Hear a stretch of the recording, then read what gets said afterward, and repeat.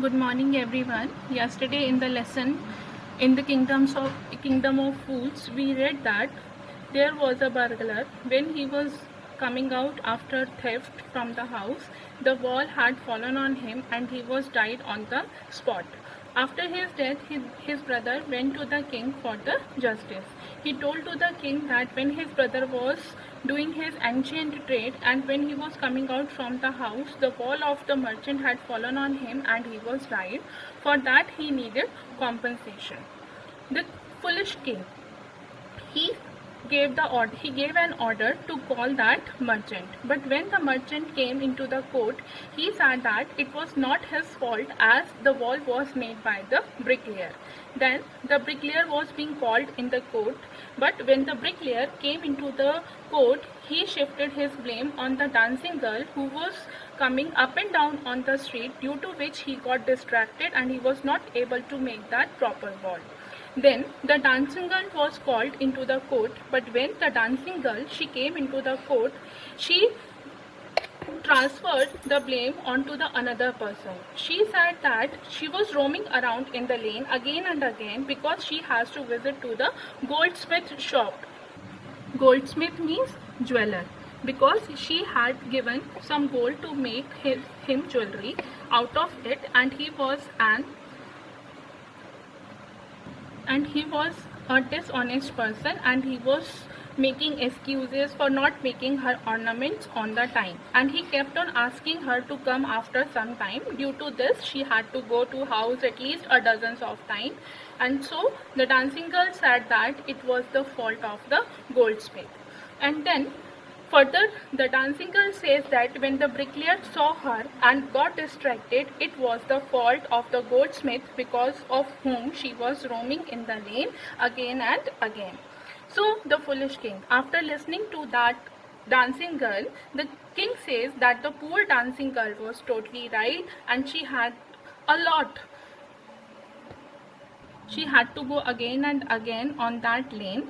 So finally he said that now they knew who was the real culprit, and he ordered to bring the goldsmith into the court. After that, the bailiffs means the soldiers, they searched for the goldsmith. Actually, he was hiding in the corner of his shop. When he heard the accusation against him, means when he heard that, in the fear of being arrested, he hid himself into the shop. When he was brought in the front of the king, he told his side of the story. He said that I am a poor goldsmith. I called her again and again. Just because of that, I have to complete an order of the rich merchant who was having the wedding in his house. Then the king asked, who was that rich merchant who kept you from finishing the poor woman's jewelry? Afterward, the goldsmith took the name of the that rich merchant. That rich merchant, not other than he was the same merchant whose house wall has fallen on the burglar. Now the justice has come full circle, means the story ended at the same person from whom it had started. And afterward, the thief died under the wall of the same merchant whose jewelry this goldsmith was making. Then once again the merchant was called, and he was crying that he knew that the king was foolish and he would give him death sentence. He said that it was not he who had ordered the jewelry, but it was his father. His father was dead and it was none of his fault.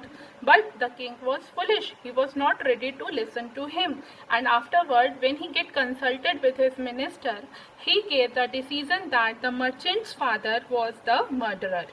The thief died because of him.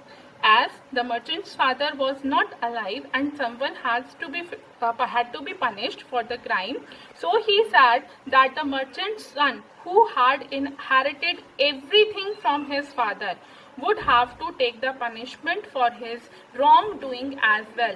He said that as you have inherited everything from your father, his money, his property, so in place of him, he is the same person who has to take the punishment on his place.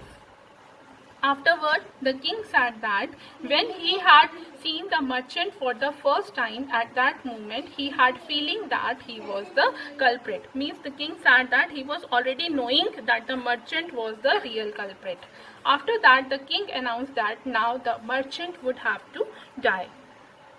Now it was finalized that the merchant was the culprit and he would be punished. Afterward, the king gave an order to get ready a new weapon. The minister said that the merchant was very thin and he could not be executed in this way. So he told this to the king and the king got worried. Afterward, the king got an idea that they should catch hold of a man who was fat enough to be executed with the stake. And the merchant would not be put to the death because he was too thin to be executed with the stake. And they thought of punishing another person instead of the merchant, one who was fat enough to be executed with a stake. And now the king sent his servants around the kingdom to look for a man who was fat enough to be executed with the stake. Any guess who was that person? They found the Guru's disciple who had become very fat because of overeating, because he has become fat after eating so many bananas, rice, wheat and ghee. And now the disciple was brought for the execution. This is the explanation up to page number 23.